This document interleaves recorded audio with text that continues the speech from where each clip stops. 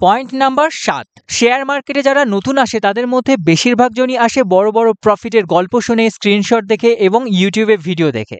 সেখানে মোটিভেটেড হয়ে যায় আর মোটিভেটেড হয়ে মার্কেটে আসে ফিউচার অ্যান্ড অপশন করতে, ইন্ট্রাডে ট্রেডিং করতে, এবং তারপরে মার্কেটে এসে ফেঁসে যায়, বড় বড় লস করে। এই লসের কারণ কি? কারণ এখনের সময় দাঁড়িয়ে বেশিরভাগ যত ট্রেড হয় মার্কেটে, ইন্ট্রাডেতে, ফিউচার অ্যান্ড অপশনে, সবই অ্যালগো করে। অ্যালগো একটা সফটওয়্যার, একটা কম্পিউটার সফটওয়্যার যেটা নিজে নিজেই ট্রেড করে। মানে আমরা যদি মার্কেটে future and option, intraday trading করতে যাই, আমরা কম্পিউটারের সাথে লড়াই করতে যাচ্ছি। আর কম্পিউটারের কোনো ইমোশন নেই, বাট আমাদের ইমোশন আছে। তাই কম্পিউটার ভালো ট্রেড করতে পারবে আমাদের তুলনায়, এবং তার ফলেই আমরা বারবার মার্কেটে হারবো। এখানে অনেকের মনে হতে পারে যে না, আমরা intraday trading, future and option করে প্রফিট বানাতে পারি এবং মার্কেটকে বিট করতে পারি। তাদেরকে একটাই বলবো যে আপনার টোটাল ক্যাপিটালের 10% নিয়ে আপনি ট্রেড করুন। মানে আপনার যদি ক্যাপিটাল 1 লাখ টাকা হয়, তার 10% অর্থাৎ 10,000 টাকা দিয়ে ট্রেড করুন। ওই টাকাকে ডাবল করুন, 5 গুণ করুন, 10 গুণ করুন। যখন আপনি দেখতে পাবেন যে হ্যাঁ, আমি 10 গুণ করতে পেরেছি intraday trading, future and option থেকে, অবশ্যই আপনার টোটাল 100% ক্যাপিটাল নিয়ে যান। বাট যতক্ষণ না আপনার ওই 10% ক্যাপিটালকে 5 গুণ করতে পারছেন intraday trading, future and option করে, ততক্ষণ আপনার ওই 90% টাকাকে ছোবেনও না। পয়েন্ট নাম্বার 6, আমরা যদি ট্রেডিং করে পয়সা না বানাতে পারি, আমরা তো তাহলে ইনভেস্টিং করে পয়সা বানাতে পারবো। এখানে আমাদের একটা জিনিস বুঝতে হবে যে আমরা ইনভেস্ট করি কিভাবে।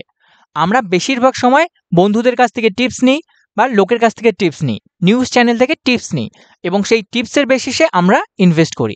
আমরা কখনো গিয়ে বিজনেস স্টাডি করি না, আমরা ফাইন্যান্সিয়াল স্টাডি করি না, আমরা প্রোমোটার গিয়ে চেক করি না যে প্রোমোটার কারা, তাদের কাছে কত হোল্ডিং আছে। বাট আমরা কি করি? আমরা সরাসরি গিয়ে ইনভেস্ট করে নিই লোকের টিপসের বেসিসে।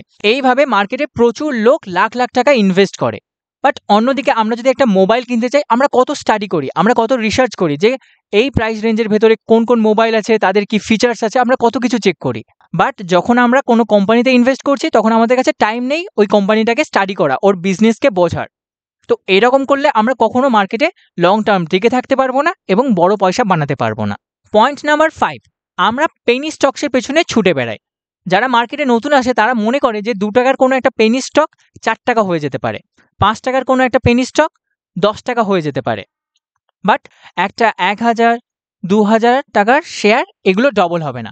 ডবল হবে কোনগুলো? এইগুলো ডবল হবে। এবং এই মিস্টেকের কারণে মার্কেটে যারা নতুন আসে তারা এই পেনি স্টকে ফেঁসে বসে থাকে বছরের পর বছর, এবং বলে মার্কেট কোনো কাজের নয়, মার্কেটে টাকা বানানো যায় না। পয়েন্ট নাম্বার 4, আমরা যদি মার্কেটে ভালো ভালো কোম্পানিগুলোকে চুজও করি, তারপরে আমরা একটা জিনিস ভুলে যাই, সেটা হচ্ছে ডাইভার্সিফিকেশন। আমরা মার্কেটে ডাইভার্সিফাই করি না, আমাদের ম্যাক্সিমাম টাকা 3-4টে কোম্পানিতে আমরা ইনভেস্ট করি। এবারে আমাদের এখানে একটা জিনিস বুঝতে হবে, এটা মার্কেট। যে কোনো কোম্পানি যখনই খারাপ পারফরমেন্স দেখাতে পারে এবং ক্র্যাশ হয়ে যেতে পারে। তো আমাদের এখানে ডাইভার্সিফাই করে রাখতে হবে আমাদের পোর্টফোলিওকে। আমাদের টোটাল ক্যাপিটালের কেবলমাত্র 5% টাকা আমরা একটা কোম্পানিতে ইনভেস্ট করব, এর বেশি কখনো করব না। আমাদের পোর্টফোলিওকে এতটা ডাইভার্সিফাই করে রাখতে হবে। আমরা যদি একটা কোম্পানিতে 5% করে ইনভেস্ট করি, আমাদের পোর্টফোলিওতে 20টা কোম্পানি থাকবে। তো সব সময় আমাদের চেষ্টা থাকবে যে 20টার বেশি কোম্পানিতে যেন আমরা ইনভেস্ট থাকি, এবং সমানভাবে যেন আমাদের ডাইভার্সিফাই করা থাকে। মানে একটা কোম্পানিতে আমাদের যদি ক্যাপিটাল 1 লাখ টাকা হয়, 50,000 টাকা কখনো ইনভেস্ট করব না, এরকমভাবে ডাইভার্সিফাই করব না। এখানে 50, এখানে 5, আর বাদবাকি এখানে, এরকম কখনো করব না। আমাদের পোর্টফোলিওতে মিনিমাম 20টা কোম্পানি যেন থাকে, তার থেকে বেশি থাকলে আরও ভালো। কারণ এটা হলো মার্কেট, এখানে যা খুশি হতে পারে, তাই আমাদের সব সময় ডাইভার্সিফাই করেই চলা ভালো।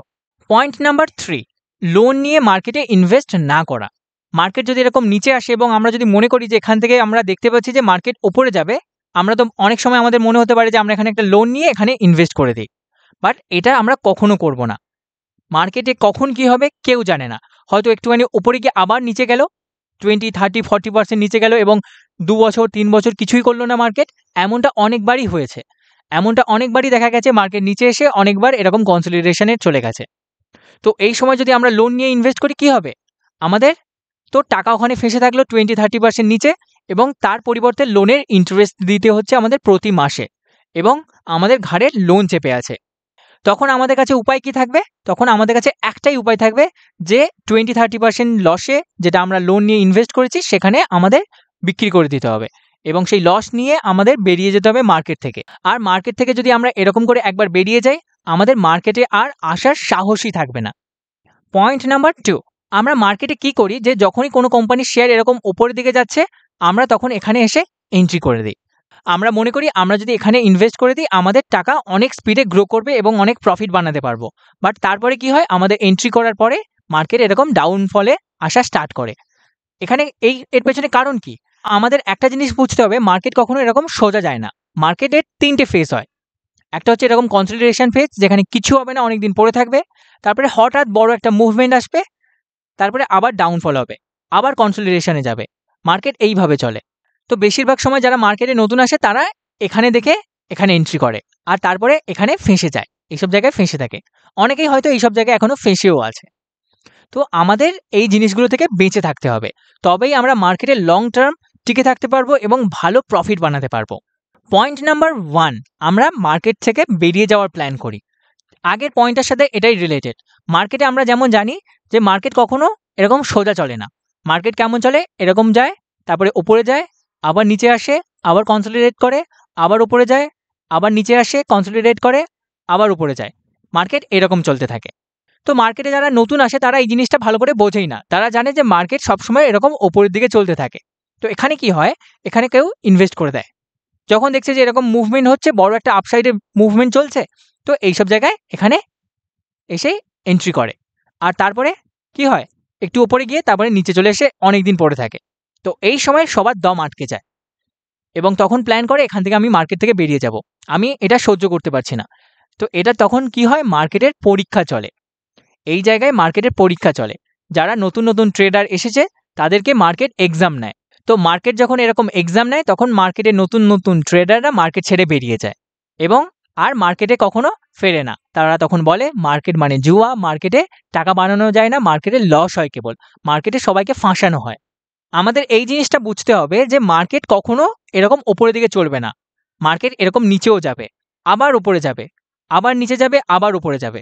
লং রানে মার্কেটের মুভমেন্ট আপ সাইডে থাকে, আর শর্ট রানে আমরা যদি দেখি মার্কেটে আপ ডাউন এরকম হতে থাকে। আর এখানেই মার্কেট এক্সাম নেয়। এক্সাম নিয়ে যারা প্রিপেয়ার নয় এক্সামের জন্য তাদের মার্কেট থেকে বের করে দেয়, এবং যারা রেডি, যারা জানে যে কিভাবে মার্কেট এক্সাম নেয়, তারা এখানে টিকে থাকে এবং লং রানে তারাই ভালো পয়সা বানাতে পারে যারা এই এক্সামের সময় ভালো করে এক্সাম দিয়েছিল, এক্সামের প্রিপারেশন নিয়েছিল যে মার্কেট এইভাবেই চলে। মার্কেটে আপসাইড ডাউনসাইড আসবে, হয় কোনো করোনা ক্র্যাশ বা কোথাও যুদ্ধ বা কিছু না কিছু কারণ মার্কেট বের করে নেবে মার্কেটে এক্সাম নেওয়ার জন্যে। তো আমাদের প্রিপেয়ার থাকতে হবে। আমাদের সবসময় 2-3 বছরের জন্য প্রিপেয়ার থাকতে হবে যে আমরা যদি কোনো একটা কোম্পানিকে কিনি, সেখানে যেন আমরা 2-3 বছরের জন্য থাকতে পারি, এমন কোম্পানিকে আমরা চুজ করব। আর সেটা করব কি করে, ফান্ডামেন্টাল অ্যানালাইসিস করে, কোম্পানির বিজনেস স্টাডি করে। আর যদি আমরা কারো টিপস নিয়ে কোনো কোম্পানিতে ইনভেস্ট করি, সেখানে আমরা বেশি দিন টিকেই থাকতে পারবো না। তাই নিজেদের স্টাডি করতে হবে, নিজেদের অ্যানালাইসিস করতে হবে, নিজেদের বিজনেসকে দেখতে হবে যে এই বিজনেসটা লং রানে চলবে কি চলবে না। আর এই জিনিসগুলো আমাদের বাইরে থেকে এসে কেউ বলবে না, এগুলো আমাদের নিজেদেরই অ্যানালাইসিস করতে হবে, নিজেদের স্টাডি করতে হবে। আশা করি আজকের এই ভিডিওটি থেকে আপনি নতুন কিছু শিখতে পেরেছেন, জানতে পেরেছেন। আপনার যদি কোনো প্রশ্ন থাকে বা আগামী দিনে কোন টপিকের উপর আপনি ভিডিও দেখতে চান, তা আমাদের অবশ্যই কমেন্টে জানাবেন। ভিডিওটি ভালো লাগলে অবশ্যই লাইক দেবেন। আগামী দিনে ভিডিও দেখার জন্য চ্যানেলটি সাবস্ক্রাইব করবেন এবং আপনার বন্ধু ফ্যামিলি মেম্বার যারা শেয়ার মার্কেটে নতুন আসছে তাদের সাথে এই ভিডিওটি অবশ্যই শেয়ার করবেন। শেয়ার করার মাধ্যমে আমরা একসাথে গ্রো করতে পারবো। আবার দেখা হবে নেক্সট ভিডিওতে। ধন্যবাদ।